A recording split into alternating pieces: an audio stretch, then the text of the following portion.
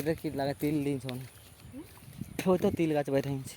Hello everyone, বাড়িতে এসেছি প্রায় 10-15 দিন হয়ে গেছে, আর একদিনও কিন্তু আমাদের জমিনের দিকে ঘুরতে যাওয়া হয়নি। তাই আমি আর তোমাদের দাদাভাই দুজনে মিলে বেরিয়ে পড়েছি আমাদের জমিনের দিকে, জমিনের ফসল কেমন হয়েছে সেটা দেখার জন্য। আর রাস্তাঘাটগুলো সত্যি অনেকটাই চেঞ্জ হয়ে গেছে, চারিদিকে যেন সবজি চাষ করেছে বলে নেট দিয়ে ঘিরে দিয়েছে, আর আমাদেরকে দেখো এইভাবে গলে গলে পেরোতে হচ্ছে। অনেকদিন পরই যেহেতু জমিনের দিকে এলাম, সত্যি এত সুন্দর লাগছে, চারিদিকটা শুধু সবুজ, খুব সুন্দর লাগছে। আর এইদিকে দেখো কেলানের মতন বানিয়েছে, জল যাচ্ছে জমিনের দিকে। আমাদের গ্রামে প্রায় অনেক মানুষই কিন্তু অনেক ধান চাষ করেছে, তাই কিন্তু এইদিকে দেখো নালা করেছে। হিড়ে হিড়ে হাঁটে তো যাচ্ছি, আর হিড়িগুলার অবস্থা দেখো, ভয়ও লাগছে না পড়ে যাই কিরকম অবস্থা দেখো। আর এইদিকে দেখো বাঁশ দিয়ে ঘিরেছিল, আর বাঁশগুলো পড়ে গেছে। আর এইদিকে কি অবস্থা দেখো রাস্তার। তো জমিনের রাস্তা তো এরকমই হয়, কোনো ব্যাপার না। আর ওই দূরে দেখো কি সুন্দর লাগছে গ্রাম বাংলার সবুজ ফসল, মন যেন শান্ত হয়ে যাবে এই জমিনের দিকে বিকেল বেলায় ঘুরতে গেলে, এই সময় বিশেষ করে।